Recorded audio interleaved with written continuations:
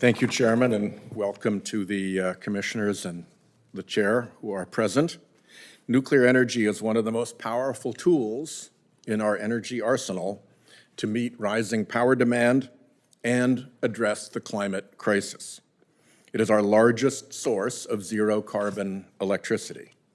Novel, advanced reactor technologies are uniquely equipped to produce high-temperature heat for industrial applications and can use spent fuel to mitigate our nuclear waste problem, TerraPower to wit. Dozens of new projects are being announced and moving forward. Through passage of our Bipartisan Advance Act last year and prior bipartisan reforms, on which I was the lead Democrat, Congress equipped the Nuclear Regulatory Commission to usher in a nuclear revival. Unfortunately, the Trump administration is throwing unprecedented and dangerous obstacles into the nation's nuclear path, obstacles that threaten to derail our bipartisan progress, undermine the growing support for nuclear energy, and put the public at risk. Some in the administration want to turn the NRC into a, quote, rubber stamp, and have said so, using unaccountable and sometimes clueless doggy staffers to restructure the agency and upend its rules. Doggy staffers with no background in nuclear energy are ousting nuclear experts at all levels of the agency and replacing them with under or unqualified staff, adding uncertainty and delay in nuclear regulation, and rerouting supposedly independent commission decisions through political operatives at the White House. The industry stands or falls on the NRC's gold standard reputation for nuclear safety. It's now in jeopardy. Congress created the NRC with the primary goal to split the conflicting roles of the Atomic Energy Commission, whose encouragement of nuclear deployment came to overpower its safety mandate. As the Atomic Energy Commission's safety record lost the agency both public and industry confidence, Congress created the Nuclear Regulatory Commission as the safety regulator, leaving the Department of Energy as the industry promoter.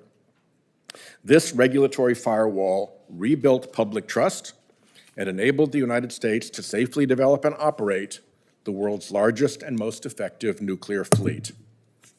The Department of Energy, like many bureaucracies, now seems to seek territorial expansion into the NRC, and Trump's doggy boys seek whatever, reviving past mistakes by eroding the NRC's independence and injecting political favoritism into its processes, or at least trying to.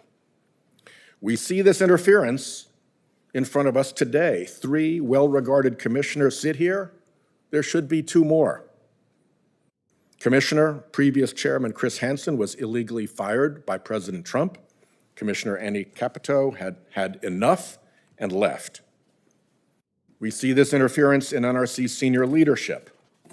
In July, I showed this committee how the NRC had already lost 7 senior-level managers. Now, 4 others have departed or announced their departure, and more will follow. It's not just the senior ranks.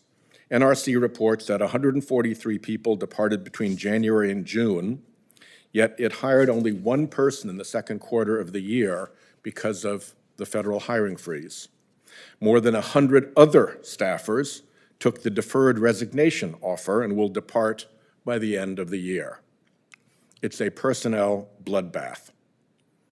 An industry built on 80-year investments with a 0% acceptable failure rate cannot withstand the loss of regulatory certainty and public trust, particularly if it's damaged by doggy boy neophytes out to move fast and break things. What they'll likely break will be this industry. An independent NRC with in-house technical expertise is the way to U.S. nuclear dominance. I think Chair Capito and I agree on this. And should the turmoil at the NRC subside, I look forward to working with her, members of this committee, and the commissioners, including newly reinstalled Chairman David Wright, to see the NRC keep delivering the full promise of nuclear energy that in the Senate, on a bipartisan basis, we have worked so hard to encourage. Thank you.